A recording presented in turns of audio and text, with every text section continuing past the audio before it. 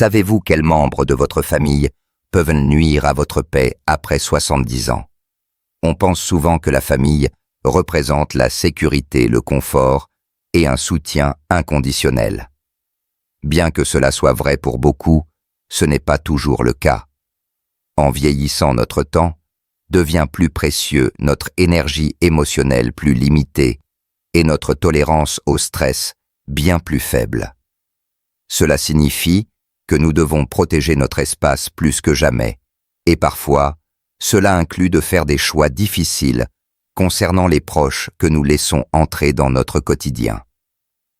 Si vous avez plus de 70 ans, il ne s'agit pas de rancune ou de couper les ponts, mais de respect de soi. Il s'agit de préserver votre bien-être, votre santé mentale et votre dignité dans vos dernières années. Dans cette vidéo, nous allons explorer 6 types de proches dont vous devriez peut-être vous éloigner après 70 ans. Ce sont des personnes qui, même involontairement, peuvent drainer votre énergie, perturber votre paix ou vous faire sentir diminué. Les éviter ne fait pas de vous une personne insensible, cela signifie que vous choisissez enfin de vous mettre en priorité. Restez jusqu'à la fin, car vous reconnaîtrez non seulement ces types de personnes, mais vous apprendrez aussi comment établir des limites douces qui préservent vos relations. Commençons. Numéro 1. Le proche constamment exigeant. Un type de proche à éviter dans vos dernières années est celui qui demande constamment votre temps, votre énergie et vos ressources sans jamais tenir compte de vos besoins. Ces personnes ont tendance à être très centrées sur elles-mêmes, demandant des faveurs ou de l'aide, mais elles offrent rarement la même chose en retour. Elles peuvent même vous culpabiliser pour vous pousser à dire oui alors que vous voulez dire non. Il est important de reconnaître ces schémas, car votre bien-être physique et mental ne doit jamais être compromis pour le confort des autres. En vieillissant, votre capacité à gérer le stress diminue, et ces relations épuisantes peuvent devenir nuisibles à votre santé. Ce type de proche vous donne souvent l'impression que vous êtes obligé de répondre à ses besoins, qu'il s'agisse de le conduire à des rendez-vous, d'écouter ses plaintes incessantes ou de le soutenir financièrement. Vous avez tout à fait le droit d'établir des limites, même avec la famille. Dire non quand quelqu'un vous demande plus que ce que vous pouvez donner n'est pas égoïste, c'est essentiel pour votre tranquillité d'esprit. Rappelez-vous, prendre soin de soi ne consiste pas seulement à faire une pause, mais aussi à se protéger d'être exploité. Par exemple, imaginez Tante Marie qui vous appelle constamment pour de l'aide avec sa maison, alors qu'elle a des enfants parfaitement capables. Elle pourrait dire « Tu sais, je vieillis, et je ne peux plus le faire moi-même. » Mais au fond, vous savez que ce n'est pas votre responsabilité d'être son soutien constant. Il est acceptable d'expliquer poliment que vous ne pouvez pas aider cette fois-ci et de suggérer une alternative comme un service professionnel ou une autre personne qui pourrait intervenir. Être ferme avec vos limites peut être difficile, mais avec le temps, c'est une manière saine de protéger votre paix et de vous assurer de ne pas être épuisé par les besoins de quelqu'un d'autre. Numéro 2. Le proche négatif et pessimiste. Un autre proche dont il faut se méfier est celui qui voit toujours le verre à moitié vide. Ces personnes se concentrent sur les aspects négatifs de la vie, se plaignant constamment de leur santé du monde ou de leurs finances, et elles vous entraînent dans leur spirale. Bien qu'il soit naturel de se défouler et de partager des défis, une négativité constante peut vous épuiser, avec le temps entraînant du stress et un sentiment d'impuissance.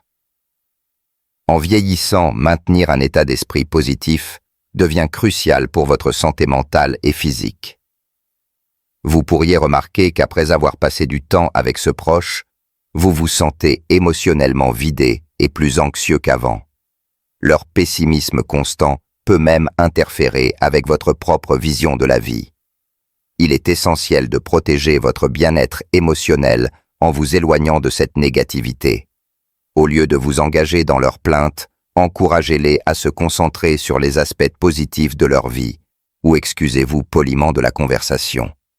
Vous n'avez pas à participer à chaque dialogue négatif. Cela peut faire une énorme différence dans votre ressenti après coup. Par exemple, si votre cousin Jean se plaint sans cesse que tout va mal au lieu d'acquiescer, vous pourriez orienter la conversation vers quelque chose de plus positif, comme un souvenir heureux ou quelque chose qui vous enthousiasme. S'il refuse de changer de sujet, il est acceptable de lui dire que vous devez vous retirer.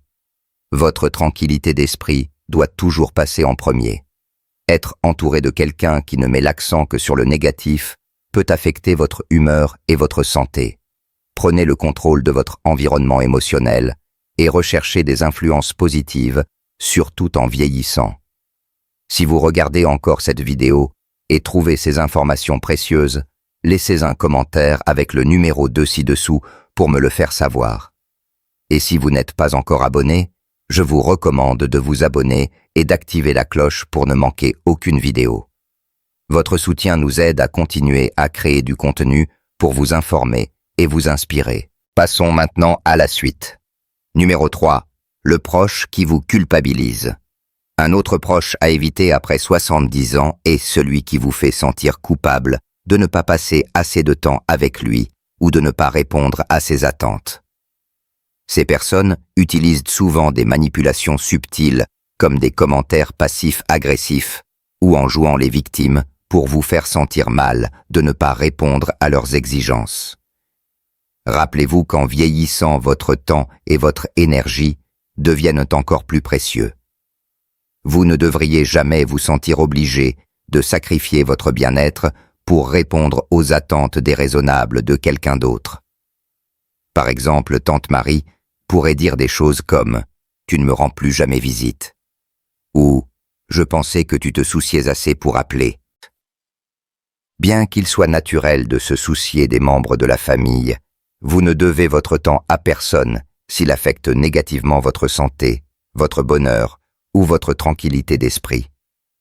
Face à ce type de culpabilité, une réponse ferme mais compatissante est essentielle. Faites-leur savoir que vous valorisez la relation, mais rappelez-leur que vous avez d'autres responsabilités et limites. Il est préférable d'être honnête et d'expliquer vos raisons que de céder à leur culpabilité et de risquer de compromettre votre bien-être. En tant que senior, il est important de reconnaître que vous avez gagné le droit de vous prioriser vous et votre santé. Si certains proches persistent à vous faire sentir coupable, il peut être nécessaire de prendre du recul et de réévaluer la relation. Vous méritez que votre temps soit respecté. Numéro 4. Le proche qui ne respecte pas votre espace.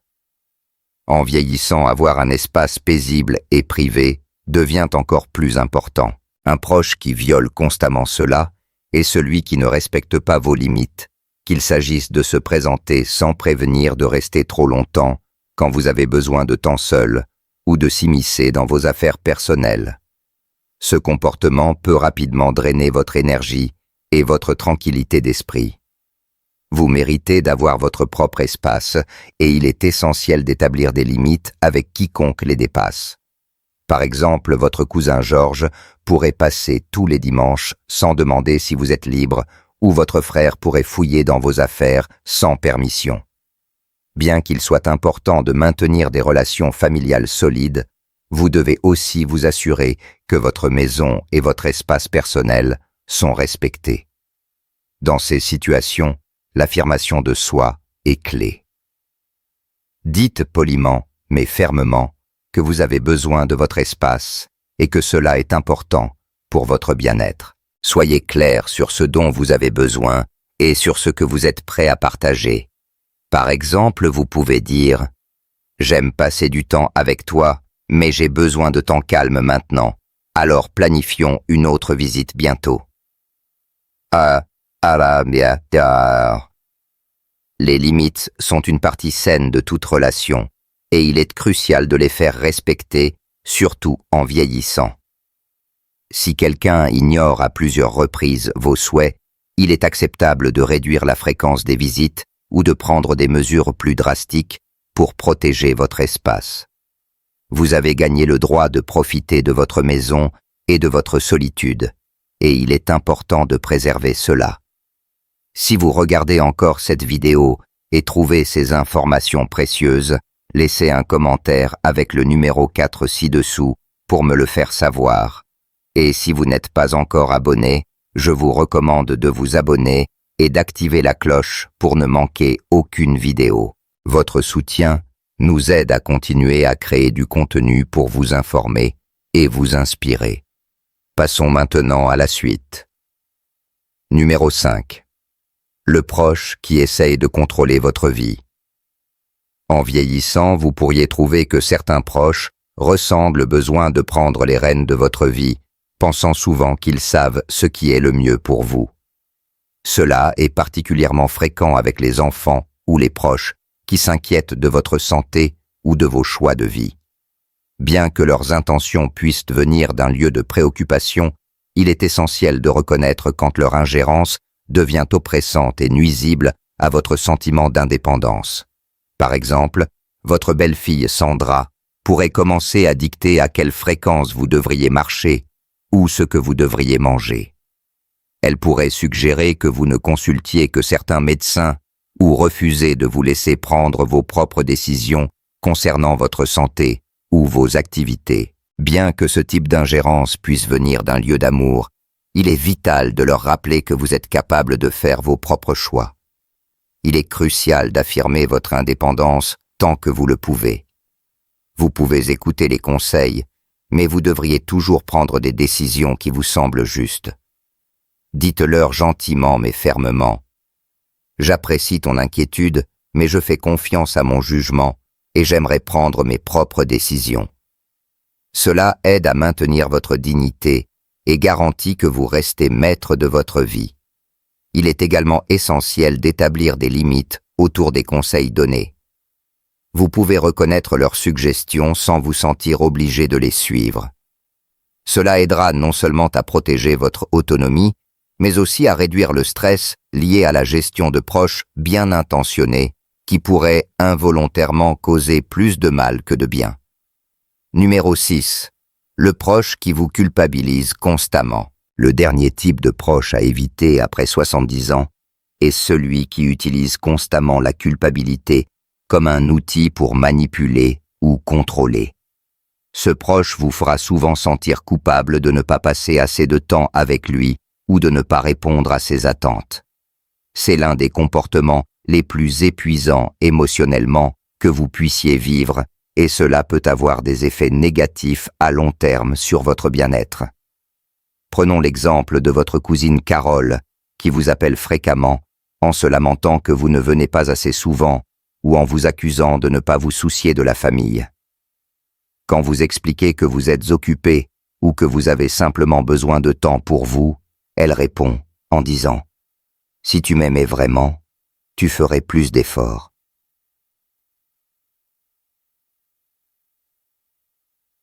Ce type de manipulation émotionnelle peut vous laisser submergé, épuisé et plein de ressentiment. Il est important de reconnaître que vous ne devez d'explication à personne pour vos choix, surtout lorsqu'il s'agit de votre temps personnel et de vos limites. Bien que la famille soit importante, vous ne devriez jamais vous sentir obligé de sacrifier votre tranquillité d'esprit pour quelqu'un qui est émotionnellement épuisant. Essayez plutôt d'établir des limites claires avec ce type de proche. Vous pouvez dire quelque chose comme « Je comprends que tu veux passer du temps ensemble, mais j'ai aussi besoin de temps pour moi, pour rester en bonne santé et équilibré. Je serai heureux de visiter quand cela me conviendra. » En faisant cela, vous reprenez le contrôle de votre temps et de votre énergie, vous permettant de vivre votre vie sans vous sentir coupable de prioriser votre bien-être. Si vous regardez encore cette vidéo et trouvez ces informations précieuses, laissez un commentaire avec le numéro 6 ci-dessous pour me le faire savoir. Et si vous n'êtes pas encore abonné, je vous recommande de vous abonner et d'activer la cloche pour ne manquer aucune vidéo. Votre soutien nous aide à continuer à créer du contenu pour vous informer et vous inspirer. Passons maintenant à la suite. Réflexion finale, protégez votre paix, protégez votre santé. À mesure que nous atteignons les dernières étapes de la vie, il devient encore plus important de protéger notre paix et notre bien-être mental. Les proches que nous laissons entrer dans nos vies ont un impact significatif sur ce que nous ressentons, sur la manière dont nous gérons le stress et sur la façon dont nous maintenons notre santé.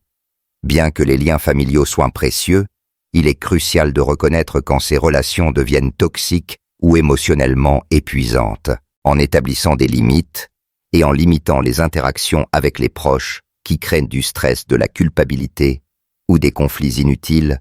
Vous pouvez vous libérer de la négativité et vous concentrer sur la nourrissement de votre santé, de votre bonheur et de votre croissance personnelle. Après tout, protéger votre santé mentale et émotionnelle vous aidera à vivre une vie plus pleine et plus longue. Si vous avez du mal avec un proche qui entre dans l'une des 6 catégories dont nous avons parlé aujourd'hui, prenez un moment pour évaluer l'impact qu'il a sur votre bien-être. Il est acceptable de vous éloigner même des membres de la famille si cela signifie préserver votre paix. Vous êtes autorisé à prioriser votre bonheur et votre santé, surtout en vieillissant. Merci de nous avoir rejoints aujourd'hui. Nous aimerions avoir de vos nouvelles. Laissez un commentaire ci-dessous et partagez une chose que vous avez apprise aujourd'hui et comment vous comptez l'utiliser dans votre vie. Vos pensées sont importantes pour nous, alors n'hésitez pas à les partager. Lire vos commentaires nous motive et nous encourage. Si vous avez aimé cette vidéo et l'avez trouvée utile, merci de liker, de vous abonner et de partager. Votre soutien nous aide à continuer à créer du contenu pour vous informer et vous inspirer. Merci de nous avoir regardés et nous avons hâte de vous retrouver dans la prochaine vidéo.